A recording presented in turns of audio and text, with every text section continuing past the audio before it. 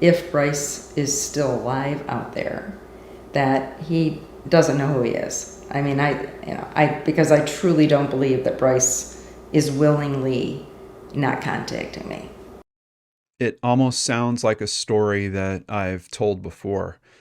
A 19-year-old college student vanishes after an automobile accident. The evidence points to him being injured, but he somehow left his car and all of his belongings behind. It's been 10 years, and his family is still searching. It's time to turn on the searchlight for Bryce David Laspisa.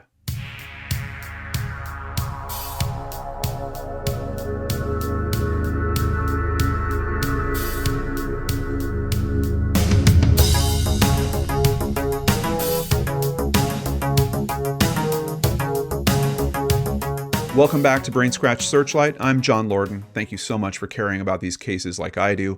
Before we get into today's case, we have a quick update on a recent case that we covered, the disappearance of teacher Lara Emanuele. Now, Lara had been going through a separation, and she was last seen leaving her vehicle and walking off into the woods. It seems that everyone's greatest fear has come true. The Morris County Prosecutor's Office has released a statement. In it, they described that on Sunday, November 19th of 2023, human remains were located in a wooded area in Roxbury Township. They were using canines from the Ramapo Search and Rescue Organization, an entity that's actually been searching for Lara every Sunday since her disappearance was initially reported. The Morris County Medical Examiner's Office has confirmed that the remains are Lara Emanuele. At this time, there is nothing to indicate a suspicious cause of death. Prosecutor Carroll actually said, "The Morris County Prosecutor's Office extends its condolences to Ms. Emanuele's family for their loss. Ms. Emanuele was a special person to her students, coworkers, family, and the community. I realize her disappearance has also generated rumors on social media that foul play was involved. While a thorough investigation continues into her death, at this time, evidence points to Emanuele having taken her own life." A handwritten note was discovered in her vehicle indicating that she did not want to be found. Of course, our hearts go out to Lara's family and the heartbreak that they are going through this holiday season. Please look to her story as a cautionary tale for so many of us that struggle with our mental health or have family members that struggle with theirs.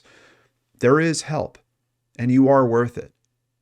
To find help in America, it's as simple as texting 988 and getting in touch with the National Suicide Prevention Lifeline. If you're in other parts of the world, please find the resources available to help you. Now, let's continue on with today's case. And despite this feeling like a story that we've unfortunately heard before, this is another life, another family, and each of these instances deserves our time and support. This instance also has some unique things that some of those other stories don't. So let's see if we can help re-raise awareness to this case and help this family. I really appreciate you clicking that link and joining me here today to do that. Karen and Michael Laspisa were blessed with their son Bryce on April 30th, 1994 in Springfield, Illinois. He was their only child, but he was such a happy, intelligent, and outgoing child that he kept his parents' hands full. He spent most of his life in Naperville, Illinois, a suburb of Chicago. He excelled in his schoolwork, and Bryce was also a gifted artist who had no trouble making friends. His father would say, "He is such a social guy. He had lots of friends and would hang out with them often." He also seemed to have a very solid relationship with his parents. His mother said that, quote, "He would talk to us about any subject, an open book. We always say that he gets that from his mom because I'm an open book, and it was always just very easy." Both Michael and Karen had retired by the time that Bryce graduated from Naperville Central High School in 2012. The family decided to move 2,000 miles away to Laguna Niguel in Orange County, Southern California. Although the population of Laguna Niguel was half of what Naperville held, the parents had no concerns about their outgoing son or his ability to thrive in the new area. Bryce was all set to start off his freshman year of college at Sierra College in Rocklin, which is about 7 hours up the coast in Northern California. He was going to be studying graphic and industrial design. As expected, Bryce made many friends quickly and continued to excel in his classes. He also met and began dating another student. Her name was Kim Sly. Everything seemed to be going well his first year in college. However, his friend and former roommate Sean Dixon did say that Bryce was kicked out of their dorm that first year due to some partying-related incidents that involved alcohol. During the summer of 2013, Bryce told everyone how excited he was to return to school, but Sean noticed some changes in Bryce. Namely, it was his heavy drinking, an issue which only seemed to be increasing as time went on. When Bryce arrived back in Rockland 2 weeks before classes started, he seemed happy. His telephone calls home to his parents were normal, and he was attending his classes. Nothing seemed to be amiss. Again, there were things going on that Michael and Karen just didn't know about. Sean and Kim had discovered that Bryce wasn't just drinking, but was taking an amphetamine for ADHD called Vinase. No one knew how he was getting the drug. He had no prescription for it, and he didn't have an ADHD diagnosis. When Sean and Kim confronted him about the use of the medication, he claimed that he was only taking the pills so that he would be able to stay up later at night gaming on his Xbox. Some of the side effects for Vinase include headache, dizziness, racing heart, hallucinations, nausea, trouble sleeping, and irritability. As you can imagine, with large amounts of alcohol, these side effects had the potential to be far worse. By late August, Bryce had begun to display more troubling behavior, including paranoia. Things seemed to really ramp up on August 27th when Bryce suddenly gifted Sean with a pair of diamond earrings given to him by his mother and his Xbox. He then sent Sean a text that both confused and worried him even more. Bryce wrote, "I love you, bro. Seriously, you're the best person I've ever met. You saved my soul." Later that day, he texted Kim and broke off their relationship. He told her that she'd be better off without him. The following day, on August 28th, Bryce contacted his parents and told them that he had something very important to tell them. This worried and upset Kim, who took away his car keys, saying that she didn't think that he should be driving. She then called his mother and expressed her concerns to Karen. When Karen talked to Bryce, he claimed that he was fine to make the drive. Kim had only taken his car keys away because she was upset about their breakup. His mother recalls the end of their conversation. "I said, Bryce, I'm worried. Let me come up there tomorrow. Let me fly up there tomorrow." And he says, "Mom, no, don't make any airline reservations until I talk to you because I have a lot to talk to you about." His mother then convinced Kim to give Bryce his car keys back so he could make the trip home. At 11:30 p.m. that night, he left Kim's and said he was going to his apartment. The next 30 hours are confusing and leave a lot of questions. Early the next morning, Karen realized that she had missed a call from Bryce. She assumed that he was calling to tell her that he was back in his apartment, but he was actually about 4 hours away in Buttonwillow, California.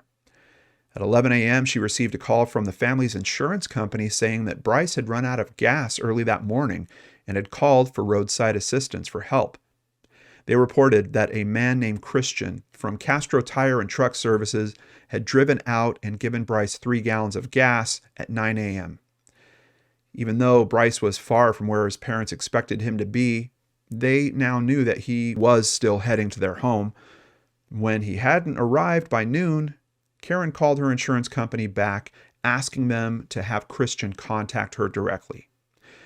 When he did, and he heard the concern in Bryce's mother's voice, he offered to go back out to the spot where he found Bryce and check on him.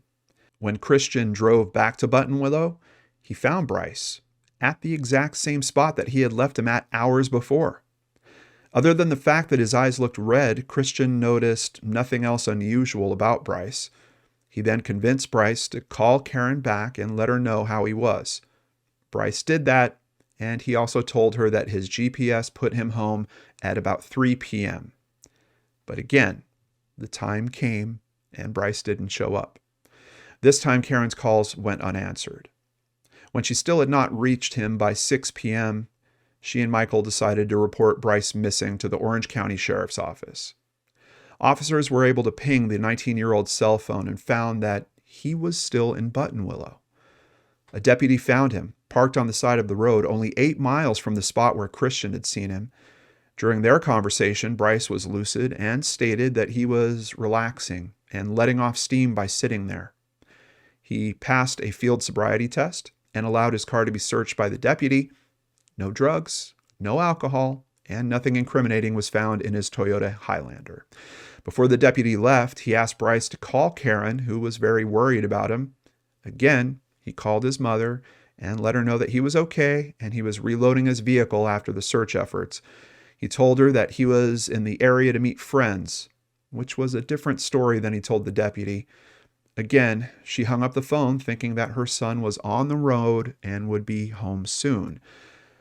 Unfortunately, that still wasn't the case. Several hours later, Bryce still had not arrived home. Karen called Christian back again and asked him to check on her son again. He found Bryce in the same spot where the deputy had left him. Christian convinced Bryce to start driving home. He followed the young man for 10 miles until he was on Interstate 5, and then Christian called Karen back to let her know that he was on the highway and he was driving. For whatever reason, Bryce stopped answering his parents' phone calls after that.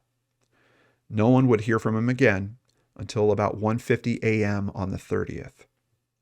He was evasive when questioned and claimed to not know where he was at that moment. He assured his parents that he would be home by 3:25 a.m., only to call them back 20 minutes later saying he was too tired to keep driving and he was pulling off the side of Interstate 5.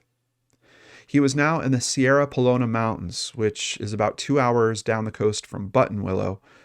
They were confused, but agreed that it was a good idea because they knew he hadn't slept for the past 24 hours.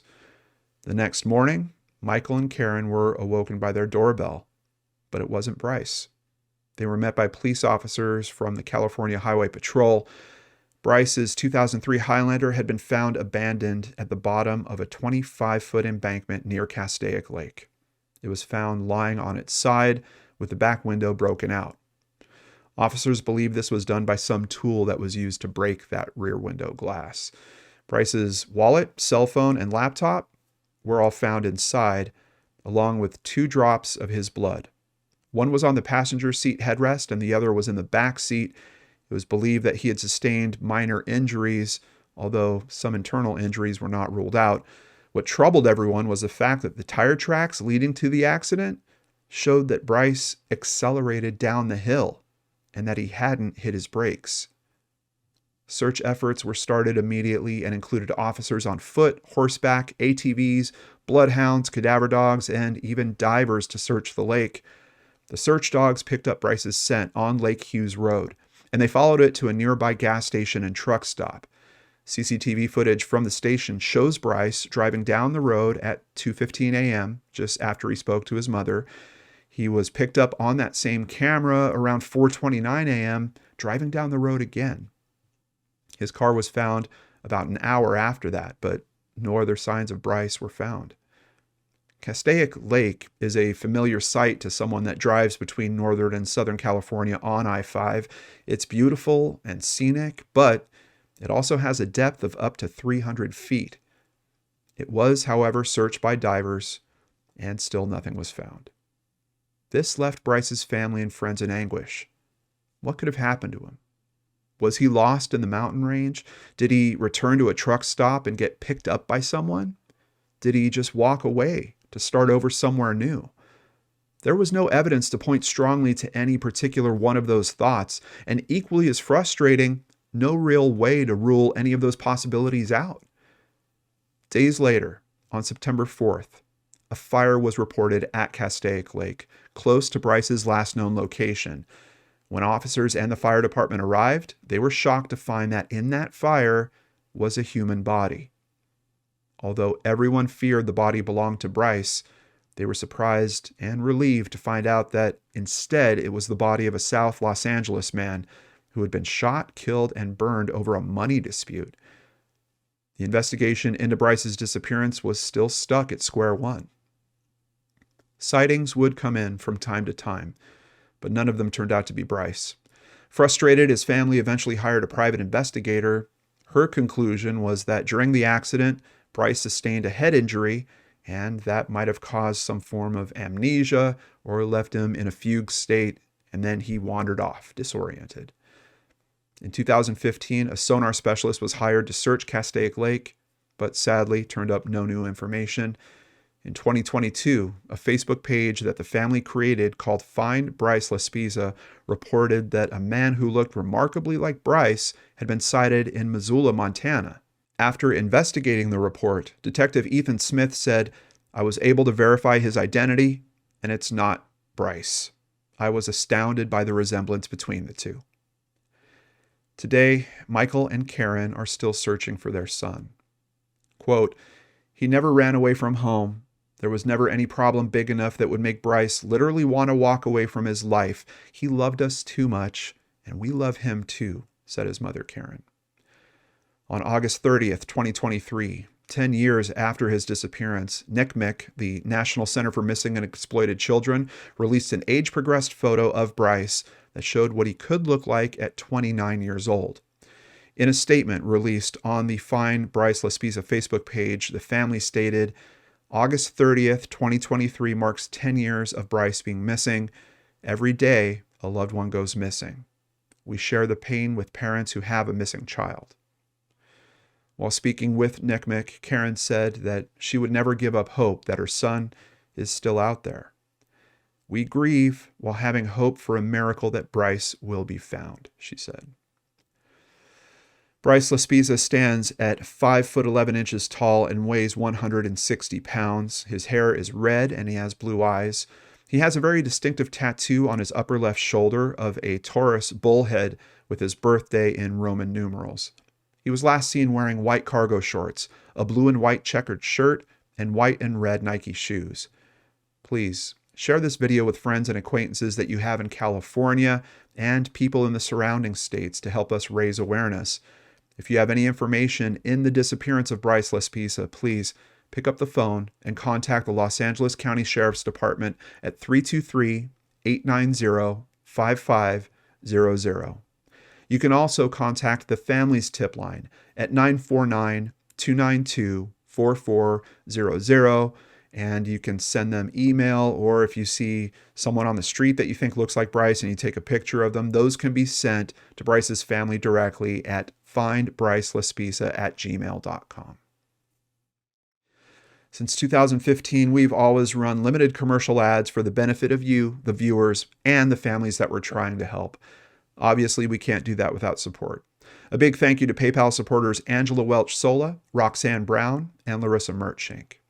If you'd like to help, please visit LordanArts.com. There you can sign up for Patreon, sign up for PayPal, buy merchandise, or even just buy us a coffee like Tabitha recently did. We really appreciate your support on our mission to run as few ads as possible while we're helping as many families as we can. Also, a big thank you to everyone that is now supporting Bryce's family on this very tough case. Let's keep those eyes, ears, and hearts open and looking for Bryce Laspisa. I'll see you here again soon on the LordanArts channel.